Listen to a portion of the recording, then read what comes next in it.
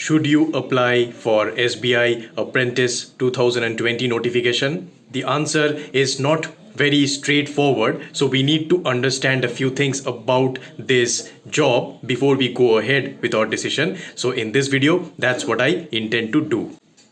Hi, this is Shupriyo. So initially I thought that I will not make a video on the SBI Apprentice 2020 notification because I don't really feel that this is something that you should be going for, but I saw so many videos and people were talking about it and everybody was very confused about lots of things. So I feel it's my duty to clarify all of these things because you should only take a decision after you have all the information in front of your face. So let's talk about each and everything. So the first thing is, who is an apprentice? Now this is something that's very important that you understand. It is that an apprentice is not a regular employee. So by getting an SBI apprentice job, though we cannot call that a job because we can better call that a training, because you are not getting any kind of a regular job. However, the important thing to understand is that your responsibilities will be similar to a regular full-time employee. So that's something that you have to consider.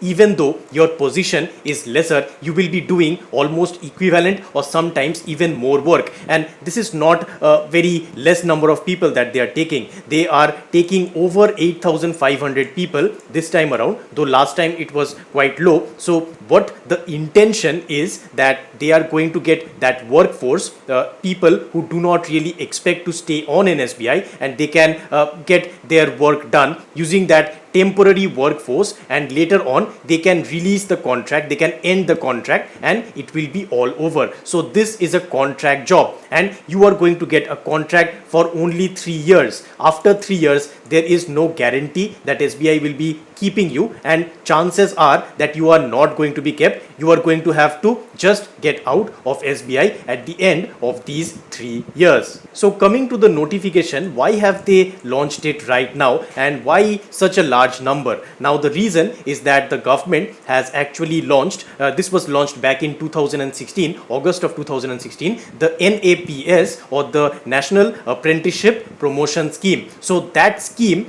they had an outlay of about 10,000 crores in that scheme, and by 2020 they had to train 50 lakh unemployed youth. So there was the intention was actually very good that people would be trained by various organizations and they would get the required skills so that they can use them in their careers going forward. But later on it was found by some RTI activists, so they had actually filed some RTI applications. It was found out that the numbers that the government had said, they were not actually meeting those, and very few people had actually been trained under this program. Now under this program, 15,000 will be paid to you per month initially, and out of this 1,500 rupees will be borne by the government. So that's the amount that the government is going to bear, and also the cost of basic training up to a limit, it is being borne by the government of India. So for the government it's a priority project, but since everybody was not doing it, so they are now coming out with a renewed push towards it because they have to meet their own goals. So that is why there's such a large number of vacancies that they came out with. And just understand that this is in no way going to affect the clerk recruitment, the officers recruitment. So the SBI clerk, the SBI PO, the numbers that you see over here, they are not going to impact those recruitments because these are totally different kinds of employees, if we can call them employees. So they are not going to be in any way made permanent, and that is why you have to understand that even though we have a lot of vacancies over here, it's not going to change our vacancies for the other examinations which are for the permanent positions. So that's important to understand. And now what will be your job? Now this is something that is critical to understand because many people are feeling that it's not that much of a hectic job, but you are mistaken because this is not a clerical job. Understand this. Many people are saying that it's just going to be clerical work and all those kinds of things, but no, that's not correct. You might have to do anything. So a messenger, have you seen a messenger in a bank, what the messenger does? So your work might be same as a messenger. So you might have to, carry files and maybe bring tea or some other kinds of things. It may be done through you. And also another very shocking thing that I don't think everybody is actually considering, and I also did not find it out until I talked with the apprentice that had been selected. So you are given CBS IDs. So CBS is the core banking solution. So this means that you can actually log into the bank's core banking solution and you can do work. Now this was actually pretty shocking to me because having worked in SBI myself, CBS is a highly secure environment and you can actually do a lot of transactions. Though what actually happens is you have different capability levels. So might be that they will be given only capability level 0, but even that it's quite risky because CBS has data of each and every single thing, like all your accounts in SBI. If I have a CBS login, I can check into anything. So those things, I don't know why they are giving the apprentice access into those kinds of things. Maybe because they want to get some more work done. And many apprentices, they actually were doing work that a PO was supposed to do, even clerical work, PO work, and up to the messenger level work. So each and every single thing done in a bank, you might be forced to do. So understand this thing, very important, that you are not going to be limited by any kind of work. You can be asked to stay very late, so 7:30, 8, even up to 9, some people are staying back, and you might even have to close the branch. So these kinds of things are happening. I don't want to scare you, but I want to just give you the reality, the true picture. Now a lot of people will be hating that I'm saying all of these things. I am not discouraging you. Understand this. You must understand the reality. Today I have seen so many videos of people who are claiming that SBI threw them out and they didn't get a permanent job. But understand, nowhere in the notification was that written.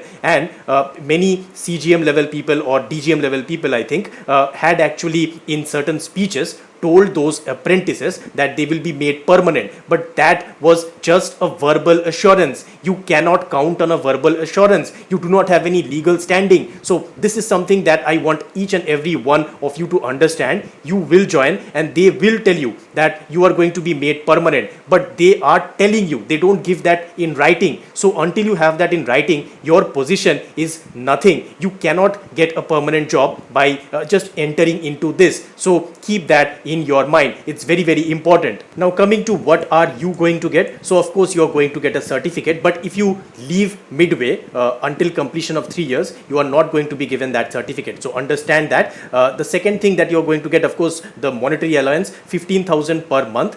So you are going to get that 1.8 lakh for first year. The second year you're going to get 1.98 lakh, and the third year you're going to get 2.28 lakh. So this is something that is going to be given to you. But note that there are no other allowances. There is no medical allowance, there is no petrol or housing or furniture, all those kinds of things that officers or even sometimes the other people get. So you are not a regular employee. So if you happen to, for example, catch corona, then the bank is not going to cover your medical costs. They are not going to give you any treatment for that. So understand this. This is the entire amount that you're going to get. Nothing more will be given to you. Now coming to should you apply. So one thing that surprised me was that I think last year they did not charge any fees for application, but this time they are charging 300. And of course you have to be just a simple graduate, or you can have any kind of degree. It doesn't really matter, and you must be between 20 and 28 years of age to actually apply for this. But it's not free, the application, so you have to pay 300 plus all those taxes so that you can apply. And one thing that you have to understand if you are applying for this is that I encourage you to go ahead and apply for each and every exam. So you will hear me saying that, and even I can say that you can go ahead and apply for this. But when it comes to joining, I would say that if you are selected for this examination, do not actually join, because this is not something that's going to be very beneficial for your career. So the one thing that you have to understand is that this experience, the exam experience, this will definitely be good for you. So if you have the money, you can go ahead and you can apply. You can get some experience, some exam experience. But when it comes to the joining part of it, do not join, because the only thing that you have to understand is that your time, it's going to be totally controlled by SBI once you have joined. So you might be getting some less amount of money, but your time, the totality of your time, it's going to be encroached upon. So that is something that you have to keep in mind. And this job, if you can call it that, it is not something that's going to give you any respect. It's not anything that will give you any status in society or anything. You can't go ahead and tell people that I work in SBI, because you actually don't work in SBI. You are actually a contractor for SBI. So you are a contractor, not an employee. That is something that you have to understand. And the only thing that I will say to you is that in life, if you do not respect yourself, then I don't think that anybody else in this world is going to respect you. So please keep that in mind. And of course the future course, so you have a little bit of opportunity to prepare for the JIB and the CIB for this post. So they will be encouraging you to go ahead and complete it. And oh, by the way, if any of you are preparing for the JIB exam that's in December, let me know in the comments. I might make a video. I have passed JIB and CIB both. I've gotten first class and distinction. So I am in a position to actually help you with that. I'll think about it. If you want a video, let me know. And regarding the future course for the apprentice, so there's not a lot of future, to be very honest with you. I'll give you the entire true bitter truth. You're going to get a job for 3 years.